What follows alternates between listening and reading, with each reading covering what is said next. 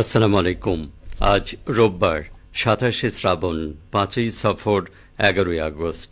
বাংলাদেশ বেতার রাজশাহী স্থানীয় সংবাদ পড়ছি আব্দুর রহমান মাসুম।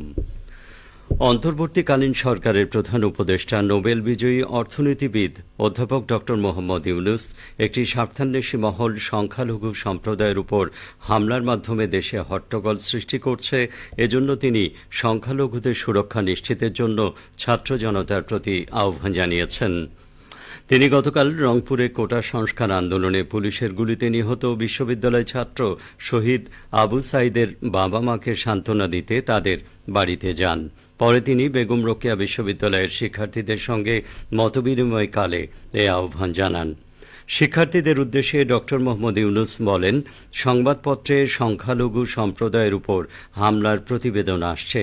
তারা কেন হামলার শিকার হচ্ছে? তারা তো দেশের নাগরিক। তোমরা দেশকে বাঁচাতে পেরেছ, সংখ্যালঘু পরিবারগুলোকেও অবশ্যই বাঁচাতে পারবে।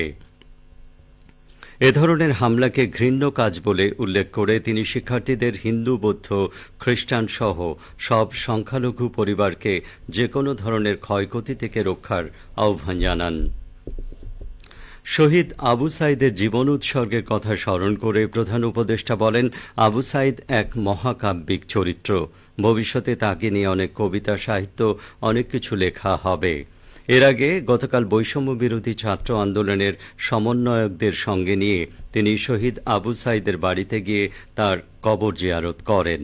পরে ড ইউনুস শহীদ আবু সাইদের বাবা মা সহ তার পরিবারের সঙ্গে কুশল বিনিময় করেন। এ সময় তথ্য যোগাযোগ প্রযুক্তি উপদেষ্টা নাহিদ ইসলাম সহ অন্যরা কান্নায় ভেঙে পড়েন। পরে প্রধান উপদেষ্টা সহ অন্যরা শহীদ আবু সাইদের পরিবারের হাতে পতাকা তুলে দেন।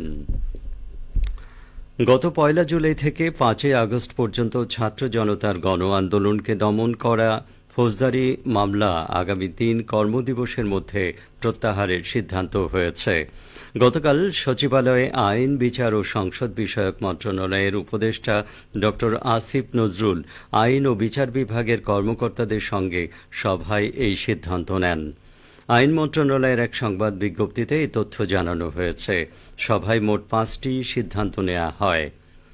সেগুলো হল, জুলাই আগস্টে ছাত্র জনতার গণ আন্দোলন দমন করার জন্য যেসব হত্যাকাণ্ড ঘটেছে সেগুলোর সঙ্গে জড়িতদের দ্রুত বিচারের আওতায় আনার ব্যবস্থা করা হবে।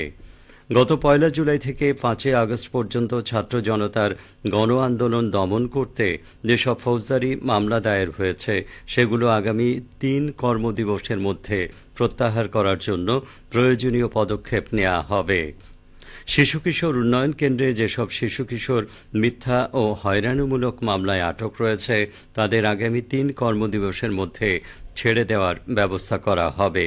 সন্ত্রাস দমন আইন ও সাইবার নিরাপত্তা আইনে দায়ের করা মিথ্যা হয়রানিমূলক মামলা দ্রুত প্রত্যাহার করার ব্যবস্থা করা হবে। আইন ও বিচার বিভাগের ১৬৪৩০ নম্বরে মিথ্যা হয়রানিমূলক মামলায় ভিকটিম সাপোর্ট সেন্টার দেওয়ার ব্যবস্থা করা হবে। রাষ্ট্রপতি মোহাম্মদ শাহাবুদ্দিন দেশের ২৫তম প্রধান বিচারপতি হিসেবে হাইকোর্ট বিভাগে বিচারপতি সৈয়দ রেফাত আহমেদকে নিয়োগ দিয়েছেন। এ বিষয়ে গতকাল প্রজ্ঞাপন জারি করেছে আইন মন্ত্রণালয়। আজ বঙ্গভবনে তার শপথ গ্রহণ অনুষ্ঠান হওয়ার কথা রয়েছে। রাষ্ট্রপতির আদেশে আইন ও বিচার বিভাগের সচিব মোহাম্মদ গোলাম সারোয়ার স্বাক্ষরিত প্রজ্ঞাপনে বলা হয়, সংবিধানের ৯৫ ১ অনুচ্ছেদে দেয়া ক্ষমতা বলে রাষ্ট্রপতি হাইকোর্টের বিচারপতি সৈয়দ রেফাত আহমেদকে বাংলাদেশের প্রধান বিচারপতি হিসেবে নিয়োগ দিয়েছেন। এই নিয়োগ শপথের তারিখ থেকে কার্যকর হবে। রাজশাহী প্রকৌশল ও প্রযুক্তি বিশ্ববিদ্যালয়ে সব ধরনের রাজনৈতিক কার্যক্রম নিষিদ্ধ ঘোষণা করা হয়েছে। গতকাল রুয়েটের ভারপ্রাপ্ত রেজিস্ট্রার আরিফ আহমদ চৌধুরী স্বাক্ষরিত পৃথক অফিস আদেশে এই তথ্য জানানো হয়। এর আগে দুপুরে একদিনের সময় দিয়ে ক্যাম্পাসে সব ধরনের দলীয় লেজুর ভিত্তিক রাজনীতি নিষিদ্ধ সহ ১২ দফা দাবিতে উপাচার্যকে স্মারকলিপি দেয় শিক্ষার্থীরা। একটি অফিস আদেশে বলা হয়, বিশ্ববিদ্যালয়ের কোনো শিক্ষক, কর্মকর্তা, কর্মচারী কোনো রাজনৈতিক দল ও সংগঠনের সঙ্গে জড়িত থাকতে পারবেন না। এ আদেশ অমান্যকারীদের বিশ্ববিদ্যালয় সংশ্লিষ্ট বিধান অনুযায়ী শাস্তি দেয়া হবে। সিন্ডিকেটের জরুরি সভায় এই সিদ্ধান্ত নেওয়া হয়। আরেকটি অফিস আদেশে বলা হয়, বিশ্ববিদ্যালয়ে অধ্যয়নরত শিক্ষার্থীদের জন্য সব ধরনের রাজনৈতিক সংগঠন এবং এর কোনো অঙ্গ সংগঠনের কার্যক্রমের সঙ্গে সম্পৃক্ততা সম্পূর্ণভাবে নিষিদ্ধ করা হলো। এ আদেশ অমান্যকারীদের বিশ্ববিদ্যালয়ের সংশ্লিষ্ট বিধান অনুযায়ী শাস্তি দেয়া হবে। খেলার খবর ফুটবল।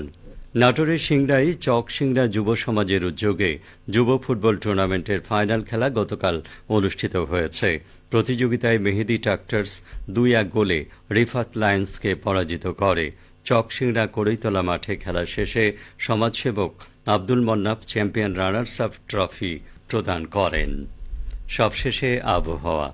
আজ সকাল 6টায় রাজশাহীতে তাপমাত্রা ছিল 27.6 ডিগ্রি সেলসিয়াস। এই সময় বাতাসে আর্দ্রতার পরিমাণ ছিল 96%। রাজশাহী ও পার্শ্ববর্তী এলাকায় আজ সূর্যোদয় হয়েছে ভোর 5টা 38 মিনিটে, সূর্যাস্ত সন্ধ্যে 6টা 42 মিনিটে। সংবাদ শেষ হলো। আমাদের পরবর্তী স্থানীয় সংবাদ দুপুর 12টা 10 মিনিটে।